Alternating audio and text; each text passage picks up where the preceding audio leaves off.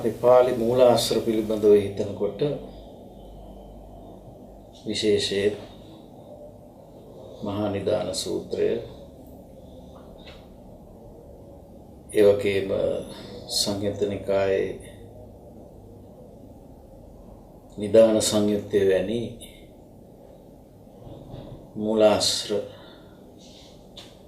විශාල ප්‍රමාණයක් අපට දකින්න පුළුවන්. ඒ වගේම බුදුදහමේ හැම කරුණක්ම මේ පටිච්චසමුප්පාද මූල ධර්මයත් එක්ක නිරන්තරයෙන්ම බැඳිලා තියෙනවා. බුදුරජාණන් වහන්සේට මේ වගේ මූල ධර්මයක් පිළිබඳව වැටහුනේ ලෝකේ පවතින යම් යම් දෘෂ්ටිවාද වලට අනුකූලව හිතනකොට ඇති වෙන පරස්පර විරෝධතාවන් දැකලා ඒ පරස්පර විරෝධතාවන්ගෙන් අත්මිදෙනකොට අනබි සම්බුද්ධ බෝසත් අවස්ථාවේදීම තමයි මේ පටිච්චසමුප්පාද මූල ධර්මය උන්වහන්සේලා සොයාගන්නේ. සෑම බුදුරයන් වහන්සේ නමක්ම ඒක සඳහන් වෙන්නේ යෝනිසෝ මනසිකාරය යොදලා තේරුම් ගත්ත කාරණාවක් හැටියටයි.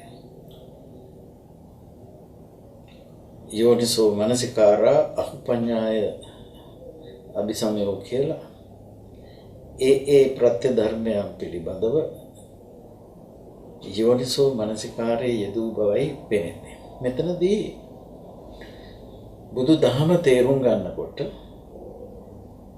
මේ සූත්‍රවල පැතිරී තියෙන විශේෂ ආකල්පයක් අපිට ඉස්සරහට අරගන්න වෙනවා.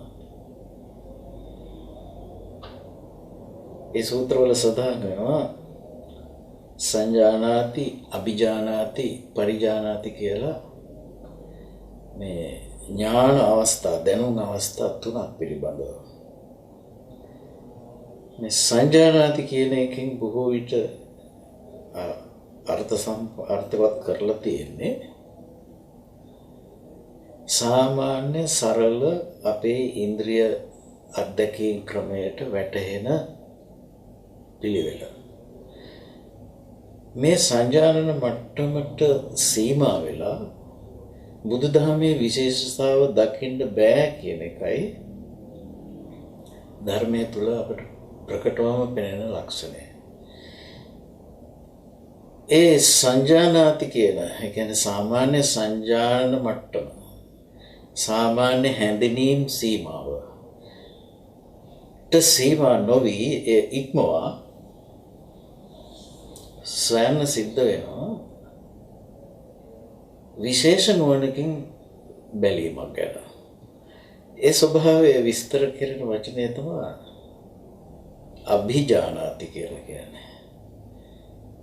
අභිඥා කියලා කියනකොට අපි බොහෝ විට මේ භාවනාවකින් දියුණුවන සුවිශේෂ ඥාන අදහස් කරන බවකුත් තියෙනවා. නමුත් ඊට ප්‍රාථමිකව අර සාමාන්‍ය සංජානන මට්ටමට යට නොවි ලෝකයේ දිහා බලන ක්‍රමය, බැලීම, ලෝකේ තේරුම් ගැනීම, මේ ස්වභාවයේ තේරුම් ගැනීම කියන එකට අභිජානාති කියන වචනේ පාවිච්චි කරලා තියෙනවා.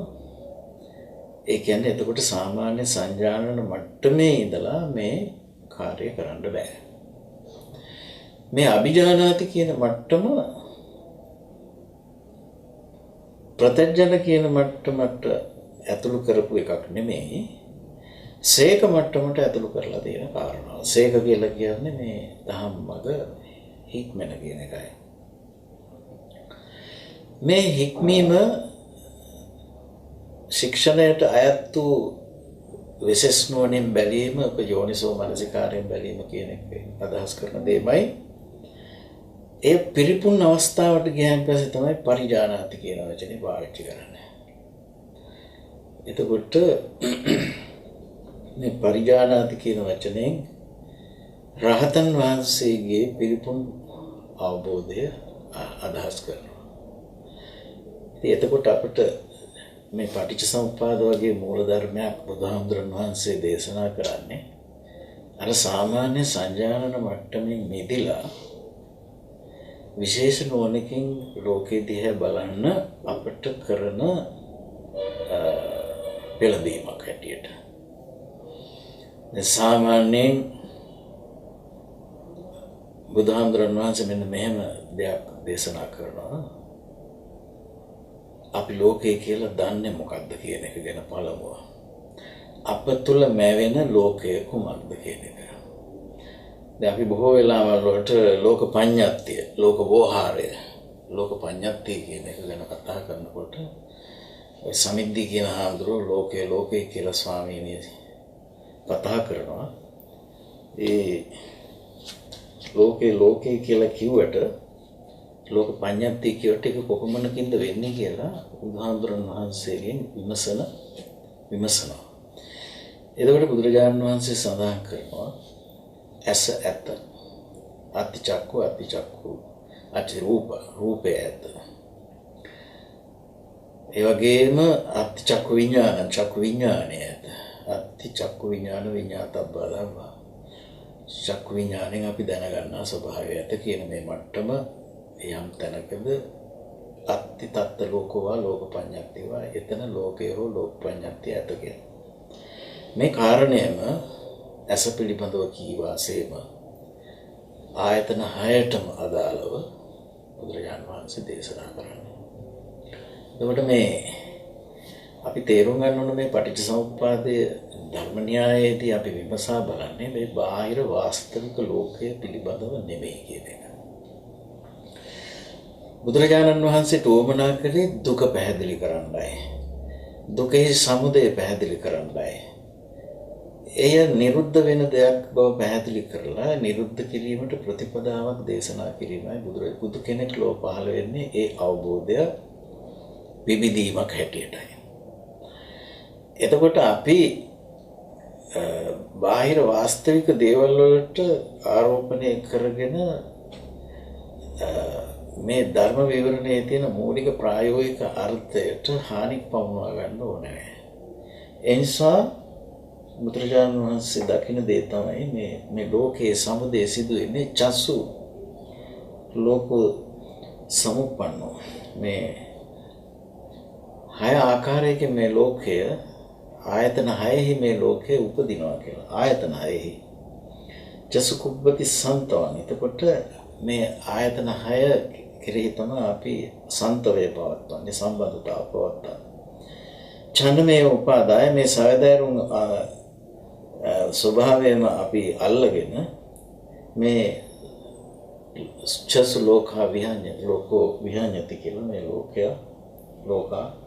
ලෝකය වෙහෙසටපත් වෙනවා. එතකොට මේ 6 මොකද්ද? ඇස, රූපය, කන, ශබ්දය, නාසය, ගන්ධය, දිව රසය, කය පහස, මනස ධම්ම. බුදුරජාණන් වහන්සේ සමහර අවස්ථාවල දේශනා කළා සියල්ල කියන්න තියෙන උතන තමයි කියලා. සබ්බං ඕ වික්‍රේ දේශිසාන මහණෙනි මම නුඹලාට සියල්ල අනුකුමක්දයි දේශනා කරන්නම්. ඇසත් රූපය චක්ඛුංච රූපාච සෝතංච සද්ධාච ගානංච ගන්ධාච ජීවහාච රසාච කායෝච පොට්ටබ්බාච මනෝච ධම්මාච අයංචිත වික්‍රේ සබ්බං ඔබ තමයි සියල්ල. එතකොට ආයතන 6 ඇසත් රූපයත් අතර සම්බන්ධය. එතන තමයි මේ සියල්ල තියෙන්නේ. ඒ කියන්නේ අපේ අත්දැකීම් සීමාව ඇරෙන්නට වෙන දෙයක් නෙමෙයි. ඒ නිසා යම්කිසි කෙනෙක් කියනවා නම් ඒ සම්බන්ධතාවය කියන්නේ ආයතන 6ම ලෝකයේ ඇරෙන්න වෙන සියල්ල කියලා දෙයක් තියෙනවා කියලා කියනවා නම් ඒක වචන මාත්‍රයක් විතරයි කියලා බුදුහාමුදුරුවෝ වදාළා. වචන මාත්‍රයක් විතරයි. ඒක ගැන ප්‍රශ්න කළාට ඒ කියන්නේ වචන මාත්‍රයක් වූ දේවල් ගැන 아무තෙන් ප්‍රශ්න කෙරුවට විමසුවට කිසිම උත්තරයක් දෙන්න බෑ. පුට්ටෝචන සම්පායය. ඒක අතිරේක ප්‍රශ්නයක් විතරයි. අතිරේක වෙහසක් විතරයි. උත්තරින්ච විඝාතා ආපජ්ජය කියලා. එතකොට ඒකේ තේරුම අපි මුලින්ම පැහැදිලි කරගන්න ඕන මේ ආයතන 6 සමුදේ වන ලෝකය තමයි අපි තේරුම් ගන්න ඕන කියලා. පටිච්ච සමුප්පාද ධර්ම න්‍යාය ඒ පිණිසයි. දැන් පටිච්ච සමුප්පාද ධර්මය කියනකොට අපි දකින්න ඕන මේ ධර්මයේ කතා කරනකොට සියලු බෝසතාණන් වහන්සේලා මේක සොයාගත්ත විදියක් ටිකක් දැනගන්න ඕන. අපි මුලින් දැනගමු. ඉමස්මෙන් සති ඉදං හෝති කියන මේ ධර්ම න්‍යාය. යමක් සමුදය වෙන්නේ අපේ අත්දැකීම් වශයෙන් යමක් අපට සමුදය වෙන්නේ ඉමස්මෙන් සති ඉදං හෝති. තවත් ඒ සමුදයට යම් දෙයක් යම් ප්‍රත්‍යක් තියෙනවා නම් විතරයි. ඒ කියන්නේ දැන් ද්වයං පටිච්ච විඥාන සම්භූති කියනකොට විඥානයේ සමුදය වෙන්න නම් අසත් රූපයත් ඕන. කන ශබ්දයක් සම්බන්ධ වෙන්න ඕන.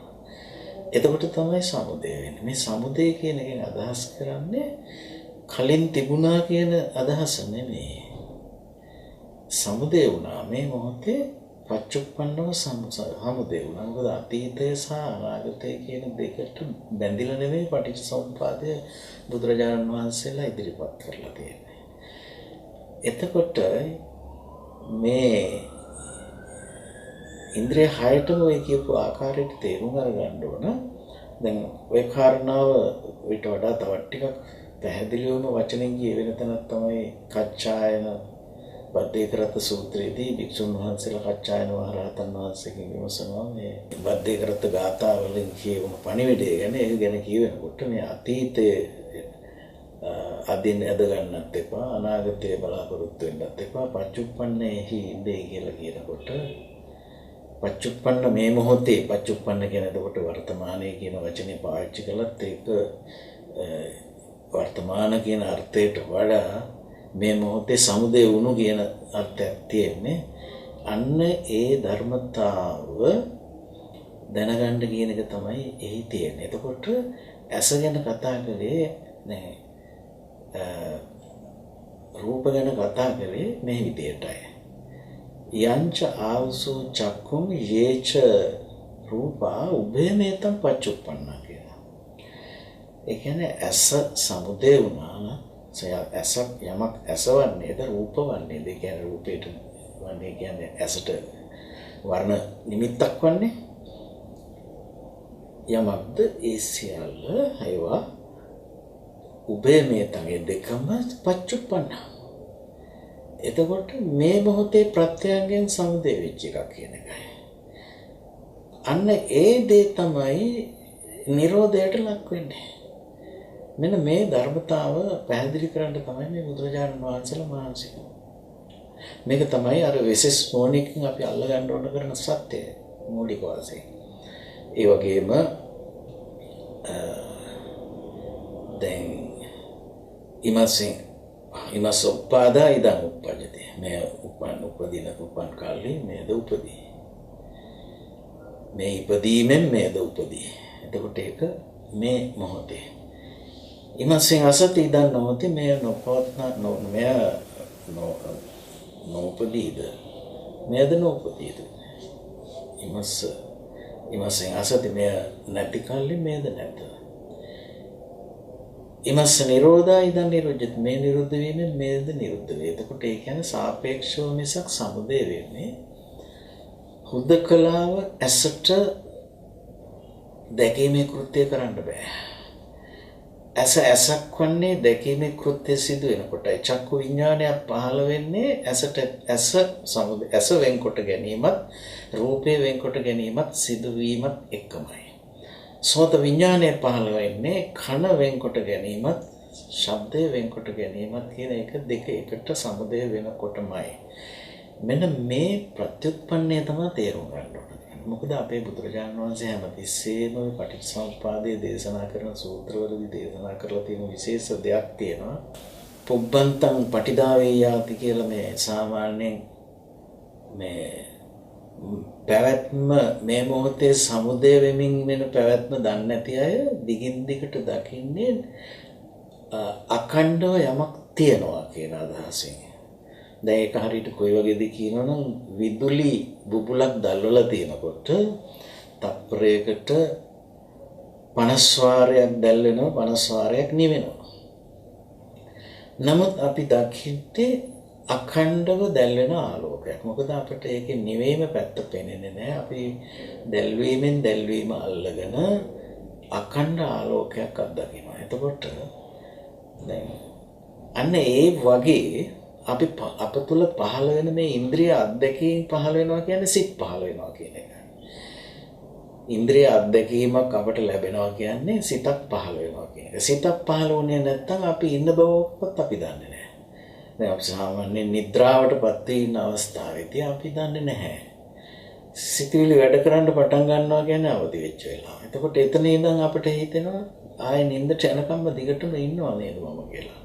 මේ ඉන්නවා නේද මම කියලා හැඟීම අපිට ඇති වෙන්නේ අර මොහොතක් පාසා සමුදේවන නිරෝධවන ධර්මතාව දකින්නේ නැතුව අර සමුදය ස්වરૂපේම දිගින් දිගට එකින් එක අමුණගෙන වගේ සමුදය ගැට ගසා ගනිමින් අපි අර එකම දිගට ඉන්න කෙනෙක් කියන අත්දැකීමට අපිපත් වෙනවා. අන්න ඔතන තමයි මේ භව දිට්ඨිය ඇති වෙන්න හේතුව.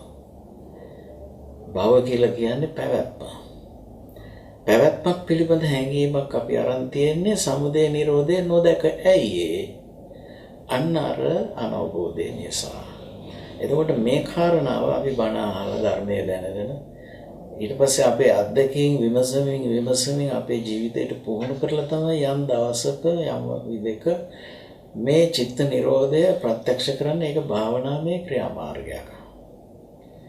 ඉතින් ඒක නිසා අපි මේක මූලික කාරණා හැටියට අපි මේ ඉගෙන ගන්න තේරුම් ගන්න. මෙන්න මේ ඉමස්සති ඉදං හෝති කියන ධර්ම න්‍යායයේ තියෙන්නේ එතකොට සමුදය පැත්ත. අසති නහෝති කියනකොට තියෙන්නේ නිරෝධ පැත්ත. යං කිංචි සමුදය ධම්මං සම්බන්තං නිරෝධ ධම්මං කියන මේ ධර්ම සත්‍යය ලෝකයට දීම තමයි ලෝකයට තේරුම් කර දීම ලෝකයට අවබෝධ කර ගැනීම තමයි බුදුරයන් වහන්සේලාගේ මූලික කාර්යය. ඒ නිසා උන්වහන්සේ දැක්කා බෝසත් අවදියේ මේ ජරා මරණ කියලා අපිට දැනට දැනෙන මූලික தત્ත්වයේ ඉඳලා උන්වහන්සේලා යෝනිසෝ මනසිකාරය මෙනෙහි කරලා බැලුවා. යෝනිසෝ මනසිකාරය කියලා කියන්නේ මොනින් බැලීම කියලා අපි දැනට සරලව හිතමු. ඒ කියන්නේ තව විදිහකින් කියනවා නම් හේතු ප්‍රභවයේ පටන් හොයලා බැලීම කියන එකයි. යෝනිසෝ මනසිකාර ප්‍රභව ස්ථානයේ පටන් මෙනෙහි කරන්න. දැන් ඊට පස්සේ අපි බලමු සියලු බුදුරයන් වහන්සේලා බෝසත් අවදීදීම කිම්මිනු කෝසත්හි කුමක් ඇති කල්හිද මේ ජරා මරණ දුක අපි නැවතත් අපි මේ ජරාවටත් මරණයටත් පත් වෙනවා. ඒකේ මොහොතක් පාසා සිදුවෙන දෙයක්. අපේ මානසික අත්දැකීම් වශයෙන් අපි ඒකට නැදිහත් වෙමින් ඉන්නවා. මේ ජරා මරණ දුක පවතින්නේ ජාතියාසති ජරා මරණං හෝති කියලා මේ ජාති කියන වචනේ පාවිච්චි කරලා. දැන් මරණය විස්තර කරනකොට කන්දානම් භේදෝ ස්කන්ධයන්ගේ බිඳීම කියලා ප්‍රමාණ කරනවා. ජාති කියනකොට මේ කන්දානම් පාතු බව මේ රූප වේදනා සංඥා සංකාර විඥාන කියන ස්කන්ධයන්ගේ සමුදය වීම කියන අදහස දීලා තියෙනවා. ඒ කියන්නේ අපි සාමාන්‍යයෙන් අපි දකින කෙනෙකුගේ ජීවිතයේ කෙලවර සිදුවෙන මරණය වගේම මේ මොහොතේදී සිදුවෙන මේ ක්‍රියාවලියක් හැටියට තමයි මේක තියෙන්නේ. මේ ජාතිය කියන මේ ප්‍රත්‍යයට තනියම මතුවෙන්න බෑ. එතකොට ඒවල ආසන්න ප්‍රත්‍යය තියෙනවා මෙයාට. ඊළඟට භව කියන අර අපි කලිනුත් කතා කරපු මේ පවතිනවා කියන සංඥාව තමයි මේ ජාති කියන එකට හේතු වෙන්නේ. උපාදානස්කන්ධ සමුදය වෙන්නේ පවතිනවා කියන රැවටිල්ලත් එක්ක. මේක වර්තමානයේ තේරුම් අරගත යුතු දෙයක් පටිච්චසමුප්පාදය. එතකොට භව කියන එක සකස් වෙන්නේ අපි අල්ලගන්න හින්දා. ඒකට කියනවා උපාදාන කියලා. උපාදානයේ කෝසති භව හොති කියලා කියනවා. එතකොට ඇයි අල්ලගන්නේ? එතකොට තණ්හාවේ කෝසති උපාදාන. අපි ඒකට ආස කරනවා. මමත්වයක් දැන් නැවිලානේ තියෙන්නේ. මම ඉන්නවා මට අල්ලගන්න දෙයක් තියෙනවා කියන තැන ඉඳගෙන මේ දේ සිද්ධ වෙන්නේ. එතකොට එතනදී අපිට සිද්ධ වෙනවා මේ ඒ භව කියන එකට උපාදානය නිසා. උපාදාන කියන්නේ ළඟට යදීම හෝ ලං කර ගැනීම කියන ස්වභාවය අල්ලා ගැනීම. උපාදානයේ පවතින්නේ ඇයි? අපි ඒකට තණ්හා කරනවා, ඇලුම් කරනවා, චන්ද්‍රාගයක් අපිට තියෙනවා. මේ චන්ද්‍රාගය අපිට ඇති වෙන්නේ ඇයි? චන්ද්‍රාගය පවතින්නේ කුමක් ඇති කල්හිද? එතකොට සඳහන් කෙරෙන්නේ වේදනායකෝ සත වින්දනයට තමයි මේ අපි ඇලෙන්නේ. ඊට පස්සේ මේ වින්දනයට ප්‍රත්‍ය වෙන්නේ කොහොමද? වින්දනයට ප්‍රත්‍ය වෙන්නේ පස්සයයි. අපේ සියලුම ලෝක අත්දැකීම් සලආයතනික පස්ස අත්දැකීමක් හැටියට ස්පර්ශයක් හැටියට තමයි අපි අත්දකින්නේ. මේ පස්සය මොකක්ද? සලආයතන අර කලිනුත් අපි කතා කරපු ආයතන හයේ සම්බන්ධතාවට තමයි පස්ස කියන්නේ. ඇසත් රූපය චක්කු විඥානය පස්සයයි. මේ පස්සය තුල තමයි මේ තුනෙහිම එක්තැන් වීම සිද්ධ වෙන්නේ. එහෙම නැත්තම් මේවා එකට වෙනම කොහෙවත් නැහැ. ඒකට මතුවෙන්නේ පස්සයත් එක්කයි. ඒ නිසා පස්ස සමුදය සබ්බේ ධම්මා කියලා බුදුරජාණන් වහන්සේ දේශනා කරපු සූත්‍ර අපට හම්බ වෙනවා. එතකොට මේ පස්සේ වෙන්නේ මොකක්ද? ස්පර්ශ වෙන්නේ. නාමයත් රූපයත්. ඒ කියන්නේ සලආයතන තමයි මේ පස්සේ ගෙන දෙන්නේ. මේ සලආයතන වලට ප්‍රත්‍ය වෙන්නේ නාම රූප. නාමංච රූපංච පටිච්චපස්සා කියලා ඔය කලහවිවාද සූත්‍රය වගේ දේශනාවල සඳහන් වෙන්නේ මේකයි.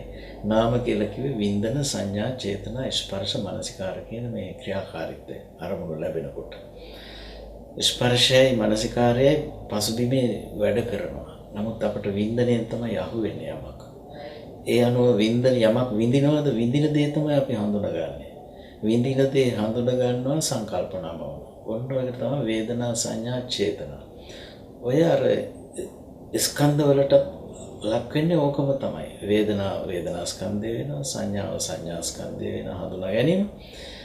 ඒ වගේම සිතිවිලි මැවීම සංස්කාර ස්කන්ධය වෙනවා, සංකල්ප මැවීම. මේ දේ අපි මොකක් ගැනද මේ අල්ලගන්නේ? ඇහැට අරමුණු වෙන වර්ණ රූප ගැන. කනට අරමුණු වෙන ශබ්ද රූප. මේක පඨවි ආපෝ තේජෝ වායෝ ක්‍රියාකාරීත්වය. දැන් මේක අපි තේරුම් අරගන්න ඕන. යත්තාරෝජ මහා භූතා චතුර්ණංච මහා භූතානං උපාදාය රූපං කියලා තමයි රූපේ විස්තර කරන්නේ. පටිච්චසමුප්පාද විභංගය කරනකොට. මේ රූප කියලා කිව්වේ සැබෑ රූප නෙමෙයි.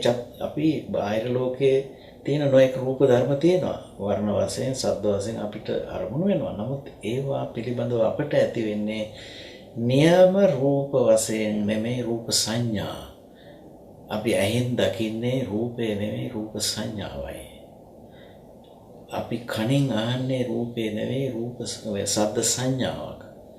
ඒකත් රූප සංඥාවක්, ශබ්ද රූප සංඥාව. මේ සලආයතනික අත්දැකීම් ඔක්කොම රූප. දැන් එතකොට කොටින්ම කියනවා නම් අපිට අපේ කය ගැනවත් නියම රූපේ නෙමෙයි අපි අත්දකින්නේ. අපේ ඇසට ලැබෙන වර්ණ රූප ක්‍රමයට, කනට ලැබෙන ශබ්ද රූප ක්‍රමයට රූප සංඥා වශයෙන් තමයි හඳුනගන්නේ. ඒකට තමයි බුදුරජාණන් වහන්සේ වදාළේ චතුර්ණංච මහා භූතානං උපාදාය රූපං කියලා. කොටින්ම කියනවා නම් ලෝකෙත් මහා වාස්තවිකව ඇතයි කියන පඨවි ආපෝ තේජෝ වායෝ කියන හතර ගැන පවා අපට තියෙන්නේ සංඥා මාත්‍ර දැනීමක්. ඒ හින්දා තමයි පඨවි ධාතුව කියලා අපි කිව්වට පඨවි කියන වචනේ පාවිච්චි කරන්නේ අපට තදට බුරුලට දැනෙන හින්දා. ඒ වගේම තේජෝ කියලා ආපෝ කියලා කියන්නේ අපි යමකට තෙතට බැඳීම් ස්වභාවයකට අපි අත්දකින ස්වභාවයක් තමයි අපි දන්නේ. උණුසුම් බව, සිසිල් බව තමයි අපි තේජෝ ධාතුව කියලා දන්නේ. ඒ වගේම අපි දන්නේ වායෝ ධාතුව කියලා පිම්බෙන සැලෙන ස්වභාවය පමණයි. එහෙනම් ඒකේ තේරුම අපි පඨවි ආපෝ තේජෝ වායෝ මහා භූත රූප කියලා අත්දකින්නේ අපි සංකල්පනය කරගන්නා වූ තත්ත්වයක්. ඔකට කියනවා අபிසංකත අபிසංචේතිත තත්වයකින් තමයි අපි රූප ධර්ම ඔක්කොම අල්ලලා තියෙන්නේ. මෙන්න මේ අතාර්ථය තමයි පටිච්චසමුප්පාද ධර්ම න්‍යායද දැනගන්න. අනිත්‍ය කතා කරන්න පුළුවන් වෙන්නේ ඔය ටික තේරුම් ගන්නකොට. ඉතින් මේ නාම රූප සකස් කරන්නේ කවුද? කුමක් ඇති කල්ලිද නාම රූප පවතින්නේ? විඥානයේ කෝසති නාම රූපං හෝති. කොහෙන්ද මේ විඥානය ආවේ? මේ විඥානය කියලා එකක් පුද්ගලයෙකු තුල ස්ථිරව ලියාපදිංචි වෙච්ච එකක් නෑ. විඥානයේ හැමතිස්සෙම හම්බ වෙන්නේ අපිට ආයතන සම්බන්ධතාවකුත් එක්කයි. එහෙම නැතුව වෙන කිසිම ක්‍රමයකින් අපට විඥානයක් හම්බ වෙන්නේ නැහැ. අපට හම්බ වෙන්නේ චක්කු විඥානයක්, සෝත විඥානයක්, ගාහන විඥානයක්, ජීවා විඥානයක්, කාය විඥානයක්, මනෝ විඥානයක්. ඊළඟට බෝසතාණන් වහන්සේලා බැලුවා මේ විඥානය පවතින්නේ කුමක් ඇති කල්හිද කියලා. දැන් අපි ගෝතම සූත්‍රය දිහා බැලුවොත් එහෙම නිදාන වර්ගයේ අපිට පේනවා මේ විඥානයේ නාම රූප විසින් විඥානය හදනවා කියලා. මෙතන තියෙනවා අඤ්ඤමඤ්ඤ පච්චේතාවක්. නාම රූප විඥානය සකස් වෙන්න ප්‍රත්‍ය වෙනවා. විඥානය නාම රූප සකස් වෙන්න ප්‍රත්‍ය වෙනවා. මෙන්න මෙතන තමයි ගැඹුරුම තැන මේ පටිච්චසමුප්පාද ධර්ම න්‍යායය. දැන් ඔතන සංඛාර කියලා අපි චිත්ත සංඛාර වශයෙන් සිත සකස් කරගන්නවා. ඊළඟට කාය සංඛාර වශයෙන් කාය සකස් කරගන්නවා අත්දැකීම් ලබන්න. මම ඉන්නවා මට අත්දකින්න දෙයක් තියෙනවා කියන මේ අවිද්‍යාවත් එක්ක ලෝකේ බලනකොට කයත් මගේ විතර්කත් සිතත් සකස් කරගෙන ලෝකෙට ලකලැස්තියම තමයි අවිජ්ජා පත්‍ය සංඛාරා කියලා කියන්නේ. මෙතන තියෙනවා පෙර භවයෙන් මේ භවයට එන අවස්ථාවේ සිදුවෙන්නේ මේ විඥාන නාම රූප ක්‍රියාකාරීත්වයෙන්මයි. මේක අපි තේරුම් අරගන්න ඕන කරන දේ. බුදුරජාණන් වහන්සේ පටිච්චසමුප්පාදයේ දේශනා කරලා පැහැදිලි කරලා තියෙන ඇතැම් සූත්‍ර දේශනා දැන් අපි ගත්තොත් නිදාන වගේ පච්චේ සූත්‍රය වගේ එකක් ගත්තන් පස්සේ යම් කිසි කෙනෙක් මේ පටිච්චසමුප්පාද ධර්මයන්ගේ ඒ කියන්නේ අර මූලික ධර්ම න්‍යායට නිදසුන් වශයෙන් පෙනෙන මේ අවිජ්ජා සංකාර විඥාන නාම රූප ආදී මේ ප්‍රත්‍ය සම්බන්ධතාව තේරුම් අරගන්නවා නම් ඒක මේ මොහොතේ තේරුම් ගන්නේ ඒ තේරුම් ගන්න කෙනා අතීතයේ මං හිටිය ආකාරය ගැන විමතියකටපත් වෙන්නේ නැත. ඒ වගේම අනාගතයේ මමත්වයේ සකස් වෙන ආකාරය පිළිබඳව විමතියකටපත් වෙන්නේ නැත කියලා දේශනා කළා. ඒකේ තේරුම මොකද?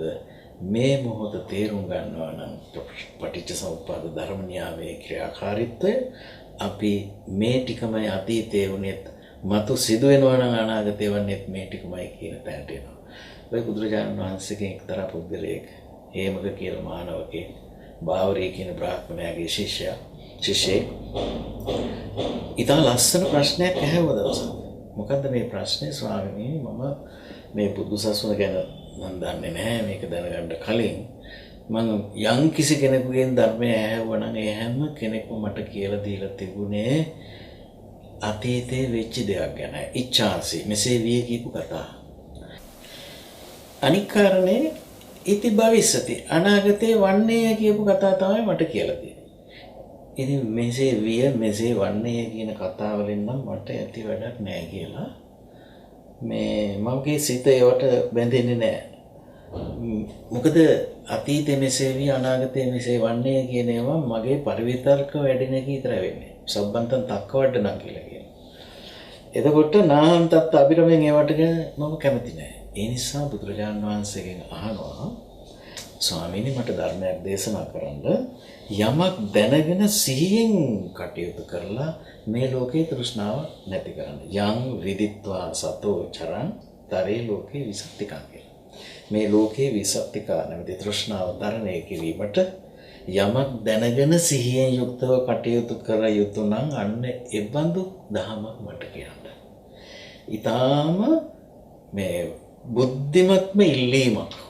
මේ වගේ ඉල්ලීමක් සූත්‍ර පිටකේ මේ වගේ එකක් මේ තරමට සියුම්ම කරන ඉල්ලීමක් දකින්න ලැබෙන්නේ මේ පමණද කියලා මට වෙලාවකට හිතෙනවා. එතනදී බුදුරජාණන් වහන්සේ දේශනා කරන එක ලස්සනට හේමකේ මෙන්න මෙහෙම තේරුම් ගන්න. ඉද දිට්ඨ සුත මුත විඤ්ඤාතේසු පිය රූපේසු හේමක. අපි ප්‍රිය වශයෙන් ඇලෙන්නේ ඔය ඇහැට පේන කනට ඇහෙන නාසයට දිවට ශරීරයට දැනෙන ඒ වගේම මනසට එන ප්‍රිය නිමිති. එතකොට මේ ප්‍රිය ස්වභාවය පිළිබඳ චන්දරාගයේ යම්කිසි කෙනෙක් බැහැර කළොත් එතකොට චන්දරාග විනෝදනං නිබ්බාන පදමච්චුතං ඒකම තමයි නිවන. ඒකම තමයි නිවන කියන එක. ඒකේ තේරුම සලායතන සමුදයයි සසර, සලායතන නිරෝධයයි නිවන. මෙන්න මේ ධර්මතාව කියලා දෙන්නයි බුදුරජාණන් වහන්සේ මහන්සි වුණේ. මේක කියලා දෙනකොට ඉතා වැදගත් සම්දිස්ථානයකට එනවා මේ පටිච්චසමුප්පාද ප්‍රත්‍ය සම්බන්ධතාව. යෝනිසෝ මනසිකාරයෙන් විමසනකොට විඥාන නාම රූප සකස් වෙන්නේ විඥානය නිසා. විඥානය සකස් වෙන්නේ ප්‍රත්‍ය විඥාණයට ප්‍රත්‍ය වෙන්නේ නාම රූප කියන තැන. සියලුම බුදුරයන් වහන්සේලා මේ තැනදී විශේෂ ප්‍රකාශයක් කරනවා. අධිගතෝ කෝම්‍යයන් විපස්සනා මකෝබෝධාය. විදර්ශනාව කරා ගමන් කරන්නට, විදර්ශනා ප්‍රඥාව දියුණු කරන්නට, අවබෝධය පිබිදෙන්නට අවශ්‍ය කරන මාර්ගය මම හොයාගත්තා කියලා. ඒ නිසා හැම විටම අපි තේරුම් ගන්න ඕන මේ නාම රූප කතාව තුළ තමයි පටිච්චසමුප්පාදේ වැදගත්කම රැඳිලා තියෙන්නේ කියලා. ඒකේ තේරුම මෙන්න මෙහෙමයි. විඥානයේ පිළිඹු වෙනවා බාහිර නිමිති විඳින් හැඳිනීම් චේතනා වශයෙන්. ස්පර්ශය මානසිකාරය මේ වැඩේට උදව් කරනවා. එතකොට රූප සමුදය වෙන්න බෑ සලායතනිකව වේදනා සංඥා චේතනා ස්පර්ශ මානසිකාර නැත්තම්. වේදනා සංඥා චේතනා ස්පර්ශ මානසිකාර ක්‍රියාවලිය සමුදය වෙන්න බෑ බාහිර නිමිති වශයෙන් රූප නිමිති, ශබ්ද නිමිති, ගන්ධ නිමිති, රස ගුණ රූප සංඥා වශයෙන් අපි කලින් සඳහන් කරපු සලායතනික නිමිති නැතු. මේ දෙකටම මතුවෙන්න බෑ විඥානය නැතු. මොකද විඥානය තමයි මේ කාර්යය පිළිබිඹු වෙන්නේ. ওই කාරණාව සම්පින්ඩණය කරලා ප්‍රකාශ වෙන සූත්‍රයක් අපට හම්බ වෙනවා. ද්වෛතානුපස්සනා සූත්‍රයේදී අනත්තනී අත්තමානී පස්සලෝකං සදේවකං. මේ දිගින් දිගට ස්ථිරව පවතින දේවල්, අත්දකින්න පුද්ගලයෝ හෝ අත්දකින්න දේවල් හෝ සලකාගෙන ඒවට රැවටි ඉන්න දෙවියන් සහිත ලෝකයා දිහා බලන්න. ආත්මානෙන් ඉන්න. නිමිත්තං නාම රූපස්මින්, අර නාම රූප දෙක තමයි අත්දකින්නේ. ඒක අත්දකලා ඉදං සච්ඡන්ති මඤ්ඤති, මේක තමයි ඇත්ත කියලා රැවටෙනවා. ඉතින් බලාගෙන ගියාම මුළු ලෝකයේම කාම රූප භවත්‍රයේම දෙවියන් සහිත ලෝකයාම ඉන්නේ කොතනද? විඥානයේ පිළිපෙවන නාම රූප ලෝකයේ ඇත්තයි කියලා හිතාගෙන. මෙන්න මේ කාරණාව තේරුම් කරලා දෙන්නයි බුදුරජාණන් වහන්සේ මේ අනිච්ච දුක්ඛ අනාත්ම කියන ත්‍රිලක්ෂණ ධර්මතාවයන් දේශනා කළේ. දැන් අපි දැනගත්ත මෙතන තියෙන්නේ සමුදය වීමක්, නිරෝධ වීමක්. සමුදයෙන් අපි සම්බන්ධ කරගෙන දකින නිසා, අපේ අනවබෝධය නිසා අපි එකක් වගේ හිතා ගන්නවා. ඒකට කියනවා භව දිට්ඨි කියලා. මේ එකක් වගේ හිතාගත්ත පුද්ගලයෝ ඉඳලා මැරිලා යනවා, දේවල් තිබිලා විනාශ වෙලා යනවා. අන්න විභව. ඒක තමයි විභවය තමයි දකින්නේ. අපි දකින්නේ භවය විභව දෙකයි. තියෙනවා, තිබිලා නැති වෙනවා. ඔච්චරයි අපි දන්නේ. මේක මෙතන ඉඳගෙන ධර්මයේ ප්‍රායෝගික වෙන්නේ නැහැ. සමුදය දකින්න. දිස්වා ආයතන උපාදං සම්මා චිත්තං විමුච්ඡති කියලා ඉතින් මේ චිත්ත නිරෝධයක් බලාපොරොත්තු වෙනවා. ආයතන උපාදේ මේ විදිහට දකින්න ඕන. ඒක පටිච්චසමුප්පාද ධර්ම න්‍යායෙන් දකින්නේ අපි. ඊළඟට නිරෝධං අපජානන්තා ආගන්තාරෝපං අබව. මේ සමුදය වන ප්‍රත්‍යයන්ගේ නිරෝධය දකින්න නැති කෙනා නැවත භවයට එනවා. ඔන්න ඔකයි අපි දැනගන්න ඕන කරන තැන. එනිසා අපේ බුදුරජාණන් වහන්සේ ඊ타ත්ම පැහැදිලිව මේ ආයතන සමුදයේ ඉඳලා මේ ලෝකයේ දැක ගනිමින්, මේ තේරුම් ගනිමින් අපට විදර්ශනා මාර්ගය දේශනා කරන්නේ. දැන් නිතරම අපි කලිනුත් මතක් කළා සමුදය නිරෝධ යංකින්ච සමුදය ධම්මං සබ්බන්තං නිරෝධ ධම්මං කියන එක දකින්න එක තමයි අනිත්‍ය දකින්නවා කියලා කියන්නේ. නිත්‍ය කියලා කියන්නේ ස්ථිර යමක් ඇත. මොකද නිච්ච දුව සස්සත කියන වචන මේ පෙර දහමේ සමානාර්ථවත්ව යෙදෙන වචන. දුව කියලා කියන්නේ ස්ථිරසාර, සස්සත කියලා කියන්නේ සදාකාලික. දැන් මේ දුව සස්සත සදාකාලික හැඟීම අපිට තියෙන නිසා අපි ඉන්නේ නිත්‍ය සංඥාවක. බුදුරජාණන් වහන්සේ ඒ නිසා දැකලා තියෙනවා අපි විපල්ලාස සූත්‍රය ගැන හිතලා බැලුවොත් නිත්‍ය සංඥාවක ඉන්න එක විපල්ලාස සංඥාවක, සුඛ සංඥාවක ඉන්න එක විපල්ලාස සංඥාවක, ආත්ම සංඥාවක ඉන්න එක විපල්ලාස සංඥාවක් කියලා. විපල්ලාස කියන්නේ විපර්යාස කියන්නේ තියෙන දේ තියෙන විදිහට නෙමෙයි. බලාගෙන ගියාම මේ සසර පවතිනවා කියන්නේ යම් සත්‍යයක්, සසරේ ඉන්නවා කියලා කියන්නේ මවා ගැනීමක්මයි. මේකත් අපි ටිකක් තේරුම් අරගන්න ඕන කරන දෙයක්. මේ මම මැවෙන තැන.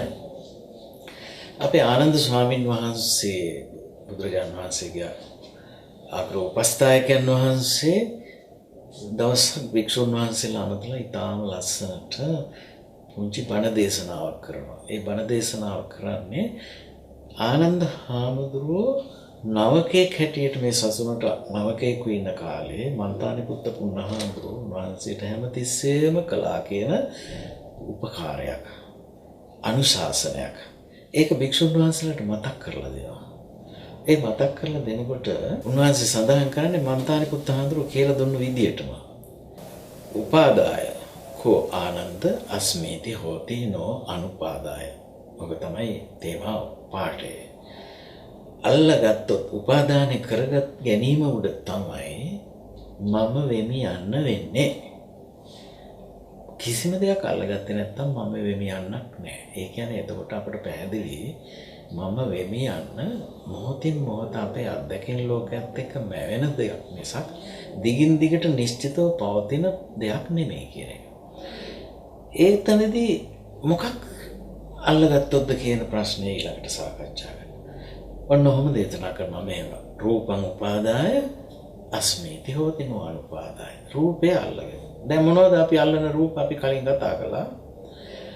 ඇහින් කනින් නැහෙන් දිවෙන් කයින් මනෙන් කියන ආයතන හයෙන් අල්ල ගන්නා වූ රූප සංඥා. රූපේ තුදිස්වා විභවං භවංච විනිච්ඡං කුරුතේ ජන්තු ලෝකේ කියලා අපේ බුදුරජාණන් වහන්සේ කලහවිවාහ සූත්‍රයේ දේශනා කරන මේ රූප අල්ලගෙන තමයි භව විභව දෘෂ්ටි හදාගන්නේ. එතකොට භව විභව දිට්ඨි හදාගෙන රූපේ සුදිස්. ඔන්න එතකොට මේ සලආයතනික රූප සංඥා තමයි අපි මේ දකින්නේ දේවල්. අත්දකින්න දේවල්. එතකොට මේ රූප තමයි අපි නිශ්චිතව තියනවා දිගින් දිගට කියන රැවටීමටපත් වෙන්නේ. මගේ කයත් මට ඒ විදිහටයි දැනෙන්නේ. ඉමස්වෙන් සවිඥානිකේ කායේ බහිද්දාච සබ්බ නිමිත්තේසු අහංකාර මමංකාර මානානුසය හෝති කියලා අපේ තියෙනවනේ ධර්ම පාඩය. අපිට මමත්වය ඇති වෙන්නේ මගේ මම කියලා මගේ කියන සංඥාවන් ගොඩ නැගෙන්නේ මේ සවිඥානික වෙච්ච තමන් දරන කයත් බාහිර නිමිතිත් අල්ලගෙනයි. එතකොට රූපය අල්ලගෙන වේදනං උපාදාය අස්මීති හෝති. වින්දනය දැනෙනකොට මගේ වින්දනය කියලා අල්ලන් ඉවරයි. දුක් වේවා සුඛ වේවා. එතකොට අදුක්කම සුඛ වේවා. සංජං උපාදාය අස්මීති හෝති නෝ අනුපාදාය. අර වේදන අපේම මනසේ දිව කාලයක් තිස්සේ වෝහාර වේපක්ඛාම් භික්ඛවේ සංඥාන් වදාමි කියාව පිළිවෙලට ව්‍යවහාර වෙලා අපි හදාගත්තා වූ සංඥාවන් තුලින් තමයි ලෝකය දකින්නේ. අර නාම ධර්ම තුලින් රූප ධර්ම අල්ලනවා කියන්නේ කෙලෙස් තුලින් ලෝකය දකිනවා කියන එකයි. කවදාවත් අපට යථාර්ථය පේන්නේ නැහැ. ඒ නිසා විශේෂ නොවන අවශ්‍යමයි අභිජානාති කියන මට්ටම අවශ්‍යමයි බුදුදහම තේරුම් ගන්නටත් ඒ නියුක්ත වෙන්නට. ඉතින් ඔය විදිහට සංඥාව ගැන කිව්වා වගේම සංඛාරේ උපාදාය අස්මිති හෝති කියන සංඛාර කියලා කියන අපි මේ නිමිති ලැබෙනකොට අපි මනසේ මවා ගන්න චේතනා චෛමේ බිකවේ චේතනා කාය කියලා කියන මේ කතමේ සංඛාරානේ සංඛාර කියන්නේ මොනවද කියන එකට. එතකොට මේ සියලුම චේතනාවන් තමයි සංස්කාර වෙන්නේ. මේවා තමයි අපි අල්ලන් ඉන්නේ. අපි අල්ලගෙන ඉන්නේ මොනවද කියලා අපිට දැන් තේරෙනවා. විඥානං උපාදාය අස්මිති හෝති. අපි නිමිති අල්ලන්න කැමති, රූප ධර්ම අල්ලන්න කැමති. එතකොට මේ රූප ධර්මත් එක්ක රූප ධර්ම අල්ලනකොට විඳින් හැඳිනින් චේතනාවසේ තමයි මේ වැඩේ කරන්නේ. මෙන්න මේ ස්වභාවය බුදුරජාණන් වහන්සේ අපට දේශනා කරනවා. මේ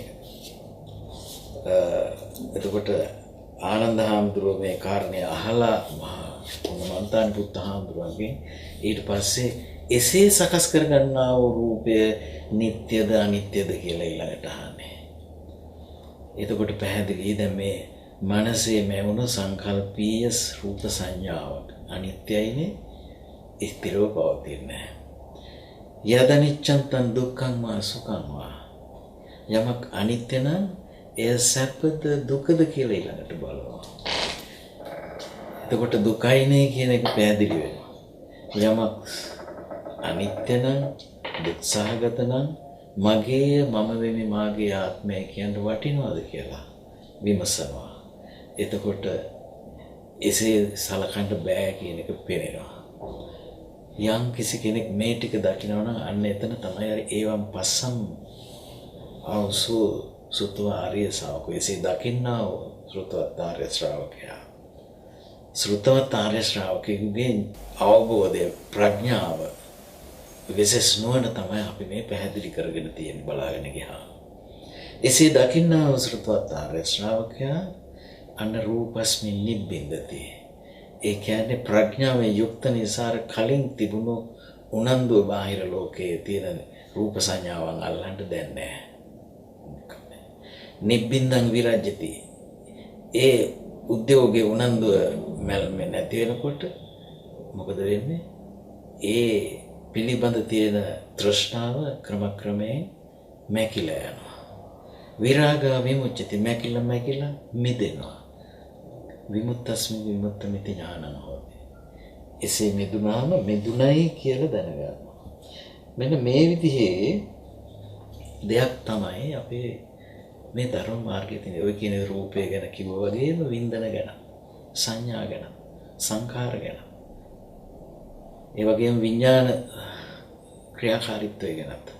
එතකොට මන්තානි පුත්ත හාමුදුරුවෝ ආනන්ද හාමුදුරුවොත් එක්ක සාකච්ඡා. මෙන්න මේ ටික ආනන්ද හාමුදුරුවෝ භික්ෂුන් වහන්සේලාට දේශනා කරලා අවසානයේ සඳහන් කරනවා, "එවත්නි මන්තානි පුත්ත හාමුදුරන් වහන්සේගේ මේ උපකාරය මට කොච්චර ප්‍රබලව බලපෑවද කියනවනම් මම ධර්මාභිසමය කළේ මේ දේශනාවෙන් කියලා." එතකොට ඒකේ තේරුම මොකද?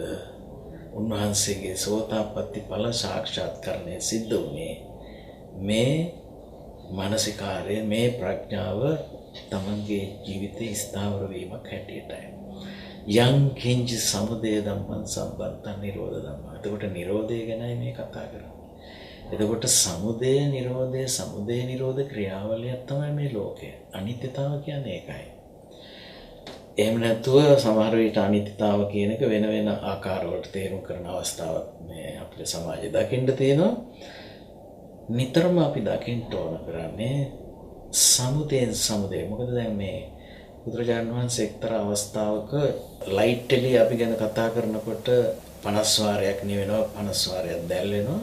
දැල්ලෙන ටික මුට්ටු කරගෙන අපේ මනසින් අපි එකක් හැටියට ඒකකයක් හැටියට හදාගෙන තමයි අපි අඛණ්ඩ ආලෝකයක් අත්දකිනවා. ඒක අපේ සාමාන්‍ය භෞතිකව අපිට විස්තර කරලා දෙන්න පුළුවන් විස්තරයක් හින්දා නිදර්ශනයක් වශයෙන් ඉදිරිපත් කළේ.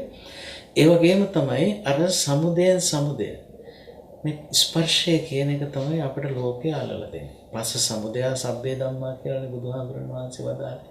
සබ්බේ ධම්මා කියලා කියන්නේ අපිට යමක් දෙයක් වෙන්නේ, අපිට යමක් නිමිත්තක් වෙන්නේ, අපිට යමක් අරමුණක් වෙන්නේ, අපිට අපේ මනස අල්ලගන්න යමක් වෙන්නේ. ඒ සියල්ල එන්නේ ස්පර්ශයෙන්. ඊළඟට මේ ස්වභාවයන් අපිට මුණ ගැහෙන්නේ මානසිකාරයෙන්. මානසිකාර සම්භවා සබ්බේ ධම්මා. මානසිකාරයට තමයි මේ බාහිර රූප, ශබ්ද, ගන්ධ, රස, ස්පර්ශ ධම්ම කියන මේ සලආයතනික නිමිති මුණ ගැහෙන්නේ. එතකොට මේ ඔක්කොම තෘෂ්ණාව මූලික කරගෙන එන්නේ. ඡන්ද මූලිකා කියලා කිව්වා. අපි මෙච්චර මේ දෙයක් මේ ජීවිතේ කරන්නේ ඇයි? වේදනා සමෝසරණ වින්දනයට තමයි හේතු වෙලා තියෙන්නේ. වින්දනයට තමයි ගැළපෙන්නේ, යොමු වී තියෙන්නේ. එතකොට මෙන්න මේ ස්වභාවය තමයි අපිව සංසාරේ අදගෙන යන්නේ. එතකොට මේ පස්සේ කියන ක්‍රියාකාරීත්වය යෝබන්තේ විදිත්වාන. දැන් මේකේ අන්ත දෙකක්. පස්සයක් තියෙනවා, පස්සේ නිරුද්ධ වෙනවා. නමුත් අපි නිරෝධය දන්නේ ඊළඟට අරමුණු පස්සේ වෙනවා. ඊළඟට නිරුද්ධ වෙනවා අපි නිරෝධය දන්නේ ඊළඟට පස්සේ වෙනවා. ඔය ක්‍රමයට ස්පර්ශයෙන් ස්පර්ශය මනසින් මේ නිමිති අපි අර විඥාන නාම රූප විඥාන සිත් ප්‍රවාහය විසින් තමයි මේ මවල දෙන්නේ මේක. ඉතින් අපි මොකද කරන්නේ? ඒ මෙවි එන ස්වභාවය එකක් හැටියට අරගෙන මෙවි එන බව නොදැන නිරෝධය නොදැක ඉන්නවා. ඒ නිරෝධය අපට පෙනෙන්නේ නැත්තේ තණ්හාව කියන ස්වභාවය නිසා. යෝවන්තේ විදිත්වා කියලා කියන විදිත්වාන කියන්නේ අපි දැනගන්න ඕන මේ අන්ත දෙක. සමුදය සහ ඊළඟ සමුදය. පස්සේ සමුදය. නමුත් අපිට දෙකක් වගේ පේන්නේ අපිට නිරෝධය පේන්නේ නැති හින්දා. අපි එකක් කියලා ගන්නවා. නමුත් මේ එකක් හැටියට ගන්න ඇයි මැදේ පේන්නේ නැහැ. යෝවන්තේ විදිත්වාන මජ්ජේ මන්තාන ලිප්පති. එතන තියෙන්නේ බුදුරජාණන් වහන්සේ දේශනා කරන මැද ප්‍රඥාවෙන් යුක්තව නොඇලී ඉඳයි වෙන්නේ. එයාට තමයි මැද ප්‍රඥාවෙන් යුක්තව නොඇලී ඉන්න කෙනාටයි මේ මොහොත දකින්න හරියට අර පටිච්ච සමුප්පාදේ දකින්න පුළුවන්. එහෙම නැත්නම් එයා රැවටිලා ඉන්නේ. එකම දෙයක් කියලා. එතකොට තම්බුරෝමේ මහා පුරුෂය යම්කිසි කෙනෙකුට මේ හැකියාව තියෙනවා නම් එයාට මහා පුරුෂයයි කියලා මම කියනවා. සෝද සිබ්බනි මච්චගාර කියන්නේ තණ්හමේ අර ස්පර්ශයෙන් ස්පර්ශය සම්බන්ධ කරන තණ්හාව නැමැති මෞංකාරිය ඉක්ම වූ කෙනෙක් වෙන්නේ කියලා. එතකොට මේ විදිහේ ගැඹුරු අරුතක් මේ සුත්ත නිපාතේ තිසමෙත්තේ සූත්‍රයේ තියෙන මේ ගැන දීර්ඝ සාකච්ඡාවක් අපිට මජ්ජේ සූත්‍රයේ නමින් අංගුත්තර නිකායේ චක්ක නිපාතේ භික්ෂුන් වහන්සේලා මේ පිළිබඳව කරන සාකච්ඡාව සඳහන්. එතකොට මේ මජ්ජේ සූත්‍රයේදී තියෙන හැම කාරණාවක්ම අපි කතා කරන්න ඕනේ මේ සමුදය හා නිරෝධය කියන දෙකට සම්බන්ධව පවතින තව යෙදුමක් තියෙනවා ඒ සූත්‍රයේ සක්කාය කියලා කියනවා. සක්කාය සමුදය. සක්කාය ඒකාන්තයක් සක්කාය සමුදය අනිකාන්තය සක්කාය නිරෝධය මැදයි කියලා. මේ සක්කාය නිරෝධය අපි දකින්නේ නැහැ. සක්කාය කියන්නේ මොකද සක්කාය කියන එකත් අපි මේ මාතෘකාවේදී ටිකක් තේරුම් අරගන්න වෙනවා. කාය කියන්නේ සමූහය කියන එකයි. මොකද අපි අත්දකින රූප සමූහයක්, විඳින සමූහයක්, රාශියක්, සමූහයක් කියවටත් වඩා ටිකක් පැහැදිලි රාශියක්, සංඥා රාශියක්, චේතනා රාශියක්, දැනීම් ඒවත් විඥාන රාශියක්. මේ රාශිය අපිට එකක් වගේ පේන හින්දා තමයි සත් වශයෙන් සාර වශයෙන් ගන්න. දැන් අපේ මුළු මහත් ජීවිතේම අර එකක් වගේ පේන්නේ අපිට ඒක අපිට අනිත්‍යතාව පේන්නේ නැති නිසා. අපේ සාමාන්‍ය සංජානන මට්ටමට පේන්නේ නැති නිසා. ඉතින් එතනදී මොකද එහෙම වෙන්න හේතුව මේ අනිත්‍යතාව අපි දකිනකොට මෙහෙම සක්කාය කියනකොට මේ උපාදාන ස්කන්ධ සාර සත් වශයෙන් ගැනීම කියන එක තව විදිහකින් කෙටියෙන් කිය හැකි. දැන් අපි තුල ස්කන්ධ පහළ වෙනවා. අර මමත්වයෙන් අල්ලගන්න ඒ ස්කන්ධ පහළ වෙනවා, නිරුද්ධ වෙනවා, ඊළඟට පහළ වෙනවා, නිරුද්ධ වෙනවා, පහළ වෙනවා, නිරුද්ධ වෙනවා. අර සමුදය වෙන සක්කාය අල්ල ගන්නවා. නිරෝධය පෙනෙන්නේ ඒ නිසා අඛණ්ඩ මම කෙනෙක්. ඉතින් මේ කාරණාව ගැන කියනකොට අපේ අසුතවන්ත සූත්‍රය වගේ දේශනාවක් අපිට පැහැදිලි වෙනවා. මේ සිත මනස විඥානය කියන ආදී මේ ව්‍යවහාරයන් ගොඩක් අපි කරන්නේ මේ ලේසියෙන් මේක පුරුදුන් සිතකට මිදෙන්න අමාරුයි කියලා සඳහන් කරන ඒ සූත්‍රවල දීඝරත්තං හේතං භික්ඛවේ අසුතව පුතුජනස අජ්ජෝසිත මමයිතං පරාමට්ටං මේ පුරුදුන් සිත දිගු කලක් මේ වැරද්ද මේ අල්ලගෙන ඉඳලා තියෙනවා පරාමර්ශණය කරගෙන තියෙනවා. මොකද්ද වැරද්ද? මේ ක්‍රියාකාරීත්වය රාශියක් හැටියට නොදක මමය මගේ කියලා ගන්න ගතිය. ඒ තමයි මේ සෝහනසේ සුමයත්තා කියලා. මෙන්න මේ දුර්වලතාව නිසා තමයි අපිට මේ ධර්මයේ තේරුම් ගන්න අමාරු වෙලා තියෙන්නේ. නමුත් අපි තේරුම් ගත යුතුම තැනත් ඔතන තමයි. එතන තමයි අපි ධර්ම මාර්ගයට ස්ථිර වෙන්නේ කවදා හරි. ඉතින් ඒ නිසා අපේ බුදුරජාණන් වහන්සේ ගිහිපේ විදි ભેදයක් නැතුව මේ ලෝකේ හැම කෙනෙකුට මේ පඤ්ඤා සම්පදාය ඇති කරගන්න කියලා පුළුවන් විදිහකින් ඇති කරගන්න කියලා තියෙන්නේ ඒකයි. මේ පඤ්ඤා සම්පදා කියන එකෙන් අදහස් වෙන්නේ පඤ්ඤවා හෝති උද්‍යත්ත ගාමිනියා පඤ්ඤාය සමන්නාගතෝ අරියාය නිබ්බේධිකාය සම්මා දුක්ඛක්ඛේ ගාමිනියා කියලා. ඕක ගිහි ජීවිතය ගැන කතා කරනවා නම් අපිට හොඳ ප්‍රකට සූත්‍රය තමයි වග්ගපජ්ජ සූත්‍රය. පඤ්ඤා සම්පදා විස්තර වෙන්නේ ওই විදිහටමයි. එතකොට මේ මනමින් දුක් කෙලවර කරන්න තියෙන නිබ්බේධික පඤ්ඤාවක් තමයි මේ අපි මේ කතා කරේ. ඒ කියන්නේ ලෝකය ගැන ප්‍රඥාවෙන් කලකිරිලා මේ ධර්ම මාර්ගයේ උනන්දු වෙන්න උවමනා කරන ප්‍රඥාවක්. එතකොට මේ මොකද්ද මේ ප්‍රඥාව? උදයත්ත ගාමිනී පඤ්ඤා. උදය අත්ත, සමුදය නිරෝධ, උදය වය. ඇතිවීම නැතිවීම. ඒක වෙන්නේ කොයි වෙලාවද? මේ මොහොතේ. පච්චුප්පන්න සිද්ධියයි. පච්චුප්පන්නංච යෝ ධම්මං තත්ත විපස්සති කියලා ඔය බද්දේකරත් ගාථාවලදී හැම සූත්‍රයකම මේ බද්දේකරත් සූත්‍රවල මේ කාරණේ තියෙනවා. මේ මොහොතේ ප්‍රත්‍යංගයෙන් සමුදය වන්නා වූ යම් ස්වභාවයක් වෙද්ද ඒවා ඒ තන්හිදී නුවණින් දැක ඒවායේ තෘෂ්ණාව ක්ෂය කර ගන්නවා. ඇලින් ගැටින් විරහිතව ඒ යථා ස්වභාවය දකිනවා. මේක තමයි විදර්ශනා භාවනාව. විදර්ශනා භාවනාවෙන් කෙරෙන්නේ එතකොට මේ සමුදය නිරෝධ දැකීම. එතකොට දුක්ඛාරය සත්‍ය දේශනා කළේ කියලා බුදුහාඳුරු වදාළේ මොකන්ද? මෙන්න මේ සකස් වීම දුකයි කියලා දැනගන්න ඕන. එහි ක්‍රියාකාරීත්වයේ සමුදය පක්ෂය අපි දැනගන්න ඕන. ඒක තමයි දුක්ඛ සමුදය. තණ්හාව විසින් මේක හදන හැටි තමයි බුදුහාඳුරු දේශනා කරලා තියෙන්නේ. ඒ වගේම මේකේ නිරෝධ පක්ෂය අපි දැනගන්න ඕන. අවිද්‍යාව නැත්තම් සංස්කාර නැහැ. සංස්කාර නැත්තම් විඥාන නැහැ. විඥාන නැත්තම් නාම රූපත් නැහැ. නාම රූප නැත්තම් සලආයතනත් නැහැ. ඔය කියන විදිහට ඒව මේ තස කේවලස දුක්ඛක්ඛන්දස්ස නිරෝධෝ. මේක තමයි අපි දැනගන්න. ඒ නිසා අපේ බුදුරජාණන් වහන්සේ මේකට සඳහන් කළ වචනයක් යථාභූත ඥාන දර්ශන කියලා. ඇති සැටිය පෙරෙනවා කියන එක, දකිනවා කියන එක. ඇති සැටිය කියලා කියන එකෙන් අදහස් කරන්නේ පවත්නා සැටිය කියන එක නෙමෙයි. සමුදය වෙන සැටියත් නිරෝධය වෙන සැටියත් දැකීමයි. අයන් දුක්ඛ සමුදයෝ කියලා දකිනවා නම් මෙන්න දුක ඇති වෙනවා මෙන්න කියලා දකිනවා නම් ඒක තමයි යථාභූත ඥානය. අයන් මේක තමයි නිරෝධය කියලා නිරෝධය දකිනවා නම් ඒක තමයි මේ දැක්ම අපිට ඇති වුණොත් එතන තමයි සෝතාපට්ටි ඵලය අපිට ස්ථිර වෙන්නේ කෙනෙකුට කවදා හරි. යම් කිච සමුදය ධම්මං සම්බන්තං නිරෝධ ධම්මං කියන මේ කාරණාව සිද්ධ වෙනවා. ඒ නිසා අපේ බුදුරජාණන් වහන්සේ නිතරම ඔය ධම්මපදයේ බොහෝ ප්‍රකට ගාථාවක් එහෙම තියෙන්නේ. යතෝ සම්බන්ධති කන්දානං උද්‍යබ්බයං ලබති පීති පහමොච්ඡං අමතන්තං විචාරතං. එතකොට යම් ආකාරයකින් අපිට මේ මොහොතේදී සමුදය වෙන ප්‍රතිධර්මයන්ගේ සමුදය අපි දකිනවා. සමුදය වෙන තත්වයන් අපි සම්මර්ෂණ නුවණින් දකිනවා කියලා කියන්නේ මේක මේ හේතුඵල වශයෙන් සකස් වෙන එකක් මම හිතලා හදපු එකක් නෙමෙයි. මේක විඥාන නාම රූප ක්‍රියාකාරීත්වයේ ප්‍රතිබිම්බයක්. මේක මේ ඇතිවීම නැතිවීම ධර්මතාවක් කියන අවබෝධය අරමුණු ලැබෙන මොහොතත් එක්ක පුහුණු වෙලා ඊළඟට එය අනිත්‍ය වශයෙන් මෙනෙහි කිරීම පුහුණු කරලා පුද්ගලයාට මේ අවබෝධය මේ ප්‍රත්‍යක්ෂ කරගන්නට යම් අවස්ථාවක ලැබෙනවා. ඒ නිසා කන්දාන උදයබ්බය මේ ස්කන්ධයන්ගේ උදේවය. වෙයි කිව්වේ අපි ඔය සඳහන් කළේ රූප විඳින් හැඳිනින් චේතනා දැනීම කියලා මේ තමයි ස්කන්ධ.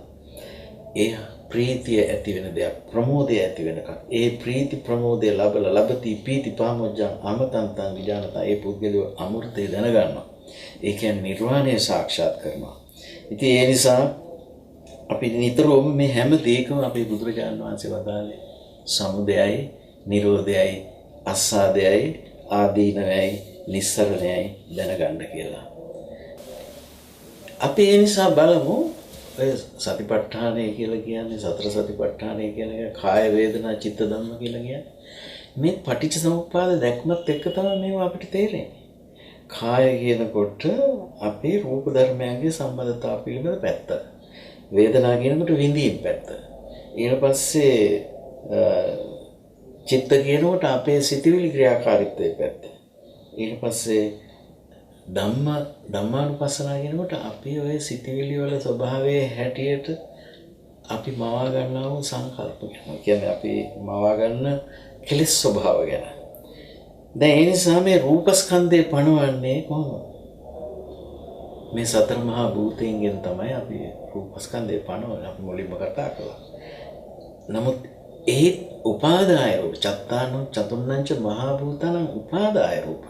අපි මොන විදිහෙන් නමුත් අත්දකින්නේ යම් රූප ධර්මයක් උපාදාය රූප වශයෙන් විනා ප්‍රකෘති වෙන විදිහකින් නම් අපි දකින්නේ.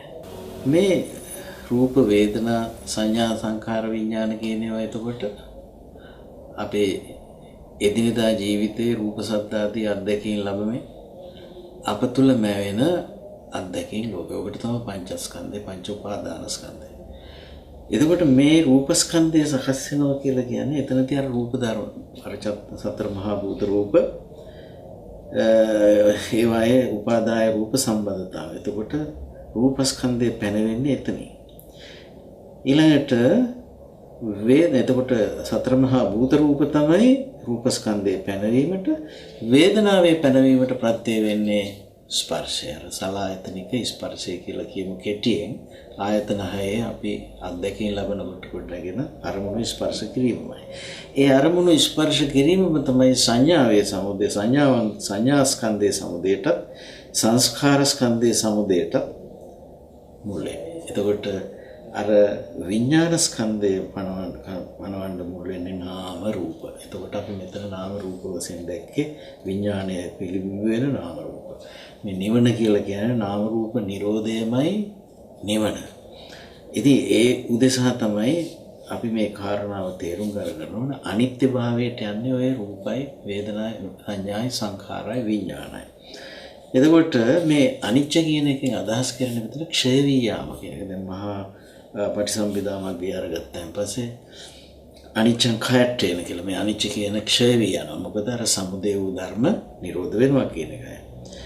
එතකොට අපි බොහෝ විට අපේ අත්දැකීම් ලෝකේ නිරුද්ධ වෙනවට අපි කැමති නැහැ. අන්න එතන තමයි ඒ දුකටපත් වෙන්නේ අපි ඒවා ක්ෂය වීම පිළිබඳව බයක් ඇති වෙනවා. එතකොට මේ කාරණා අපේ බුදුරජාණන් වහන්සේ සඳහන් කරන මුල්ම බුද්ධ දේශනාවක් හැටියට තියෙන සූත්‍රයක මේ අයං ලෝකෝ සන්තාපජාතෝ මේ ලෝකේ හරීම සන්තාපයටපත් වෙලා ඉන්නේ. ඊළඟට පසපරේතෝ ස්පර්ශයට තමයි බැඳිලා ගැති වෙලා ඉන්නේ. ඊළඟට රෝගං වදති අත්තතෝ මේ මම තමා කියලා හිතා ඉන්නේ මහා ලෙඩ ගොඩකට කියලා කියනවා. යේන හිමඤ්ඤති අර සලායතනික වශයෙන් අපි ආයතන හයේ සම්බන්ධතාවයෙන් අත්දැකීම් ලැබෙනකොට ඒ අනුව අපි මවා ගන්නා වූ හිතා ගන්නා වූ ස්වභාවය තමයි මඤ්ඤණා කියලා කියන්නේ. අපි හිතා ගන්නා වූ ප්‍රිය අප්‍රිය ස්වභාව මොනවා හරි තියෙනවා ඒවා වෙනස් වෙන එකට තමයි තියෙන අකමැත්ත. නමුත් ඒක වෙනස් වෙනවා. ඒ ප්‍රිය අප්‍රිය වශයෙන් හරි මොනවා හරි අපි යේන හිමඤ්ඤ තතෝතං හෝති අඤ්ඤත. අපි මඤ්ඤණාවන් අපි හිතා ගන්නා සියලු ස්වභාව ඒ සැටියෙන් අන් අයරකට යනවා. ඒකට තමයි අඤ්ඤතා වෙනවා කියලා. අඤ්ඤතා භාවය ඔන්න අනිත්‍යතාවය. අනිත්‍යතාව තමයි ඒ කියන්නේ. අඤ්ඤතා භාවී භවසත්ත්ව ලෝකෝ භවපල. මේක වෙනස් වුණාට සත්‍යයේ කැමැත්ත තියෙන්නේ මේක තියාගන්න. භව සත්ත්ව පැවැත්මක් ගැන හිතන්නේ. නමුත් මෙතන තියෙන සමුදය නිරෝධ ක්‍රියාවලිය විතරයි. ඒ බව නොදැන පැවැත්මක් ගැන හිතා ගන්න. භව මේවා අභිනන්දති පැවැත්මම කැමති වෙනවා. යද බිනන්දති තම් බයං. අර පැවැත්ම කැමති වුණාට ඒ විනාශ වේ, ඒ ක්ෂය වේ කියලා බයයි. අන්න ඒක තමයි බය. යස බයදි තන් දුකයි බයම තමයි දුක. ඉතින් මෙන්න මේ අපිට අපේ කැමැත්තට අනුව රඳවා ගන්න බැරි ස්වභාවයට තමයි අපි කියන්නේ අනත්ත කියලා. ඒවම් මේ රූපං හෝතු මගේ රූපේ මෙසේ වේවා. ඒවම් මේ රූපං මා හෝසිත මගේ රූපේ මෙසේ නොවේවා කියලා මගේ ওই විදිහට වේදනා සංඥා සංඛාර විඥාන මෙසේ වේවා මෙසේ වේ නොවේවා කියලා කොච්චර හිතුවත් ඒවා ඊට ආවේනික වූ ධර්මතාවන් ඔස්සේ ක්‍රියාත්මක වෙනවා ඇරෙන්න අපේ කැමැත්ත එක්ක කරන්නේ නැහැ. අනේ ස්වභාවයත් එක්ක මේ ත්‍රිලක්ෂණ ධර්මයක් බුදුරජාණන් වහන්සේ අනිච්ච දුක්ඛ අනාත්ත කියලා මේවා සම්බන්ධයෙන් ඉදිරිපත් කළා. ඉතින් මෙතනදී අපි මේ කාරණා විග්‍රහය දැන් සමාප්තියටපත් කරන්න හොඳ අවස්ථාව අපි තේරුම් අරගත්තා. මෙතන තියෙන සමුදය නිරෝධ ක්‍රියාකාරීත්වයක් පමණයි. මෙතන පැවැත්මක් ගැන ඇති කරගන්නේ හැඟීම් මාත්‍රයක් එක වැරදි විපල්ලාස සංඥාවක් පමණයි. ඒ සමුදය නිරෝධ ක්‍රියාකාරීත්වය හරිහැටි දකිනවන සමුදයං චත්තගමංච මෙන්න මේකට තමයි කියන්නේ ආර්ය ශ්‍රාවක පුද්ගලයන්ගේ දිට්ඨි සම්පන්න භාවය. අයං උච්චති භික්ඛවේ ආර්ය ශ්‍රාවකෝ දිට්ඨි සම්පන්න. එතකොට එයා ඉතිපි දර්ශන සම්පන්න. එයාට දර්ශන සම්පත්තියක් ලැබුණා කියලා කියන්න තියෙන තේතයි. ඒකයි. ඉතිපි ආගතෝ ඊමන් සද්දම්ම. මේ සද්ධර්මයට මේ ආගතෝ ඊමන් සද්ධම්ම ඉතිපි මේ සද්ධර්මයට පැමිණියා කියලා කියන්න තියෙන එතනයි. ඊළඟට පස්සතීම සද්ධම්මං ඉතිපි. මේ සද්ධර්මයේ දකි කියලා කියන්න පුළුවන්කම තියෙන්නේ එතනයි. මෙන්න මේකට තමයි කියන්නේ සේක ඥානය. ඔය සේක ඥානය ඇති උනේ ආනර අපි මුලින්ම සිහිපත් කරපු සංජානන මට්ටම ඉක්මවලා අභිජානන මට්ටමින් මේ පැක්ස් ක්‍රියාකාරීත්වයේ දෙස මේ නුවණ මෙහෙයවමින් කරන ලද ප්‍රයත්නයක ප්‍රතිඵලය. එතකොට සේක ඥානය කියලා කියන්නේ ශික්ෂණ මාර්ගයට අයතු ඥානයේ යුක්ත වූ කියලා කියන්නේ ඔය කියන ස්වභාවය සම්පූර්ණ වෙනකොට සේක ඥානේන සම්පන්නෝ සේකේන ඥානේන සමන්නාගතෝ ඉතිපි. ඊළඟට සේඛාය විජ්ජාය සමන්නාගතෝ. මේක ශේක පුද්ගලයෙකු, ඒ කියන්නේ ශික්ෂණ මාර්ගයේ නියැලෙන පුද්ගලයෙකුගේ මේ දැකීමයි කියලා. ඒ දැකීමෙන් සමන්විත වෙනවයි කියලා කියන්නේ මේ ටික තේරුණා. මෙන්න මේකට තමයි කියන්නේ ධම්මසෝතං සමාපන්නෝ. ධර්මසෝතසට පැමුණා කියලා. ආර්ය වූ නිබ්බේධික පඤ්ඤාවට පැමුණා කියලා කියන්න තියෙන මේක අර ගිහි පැවිදි ભેදයක් නැතුවම අර දීඝජානු කෝලියට වදාළේ බුදුහාමුදුරන් වහන්සේ උදයත්ත ගාමිනී පඤ්ඤාය සමන්නාගතෝ උති අරියාය නිබ්බේධිකාය සම්මා දුක්ඛක්ඛය ගැන මනමින් දුක් කෙලවර කරන්න නම් අපිට දුක උපදින හැටි මේ විදිහෙන් දැනගෙන නුවණින් ක්‍රියා කරන්න ඕනේ. එතකොට මේ නිබ්බේධික පඤ්ඤාවට අපිපත් වුණා කියලා කියන්නේ උතනින් තමයි. ඉතින් කෙනෙක් අමත ద్వාරං ආහච්චතිට නිවන් දොර හැපී සිටිනවා කියන්නේ මෙන්න මේ අවබෝධයත් එක්කයි. ඉතින් මෙතෙක් අපි සාකච්ඡා කළේ පටිච්චසමුප්පාදය පිළිබඳවත් අනිත්‍ය පිළිබඳවත් පිරිපුන් විග්‍රහයක්ම නෙමේ සරල සංක්ෂිප්ත මූලික හැඳින්වීමක් පමණයි. මොකද මේ පිළිබඳව විග්‍රහයන් විචිත්‍රාකාරයෙන් අපේ සූත්‍ර දේශනාවල තව තවත් ලැබෙනවා. ඉතින් මේ දල කරුණු සංවිධානය අපි හැම දිනාටම ධර්මාවබෝධය පිණිසම වේවා කියලා අපි ආශිංසනය කරනවා. සියලු දෙනාට තෙරුවන් සරණයි.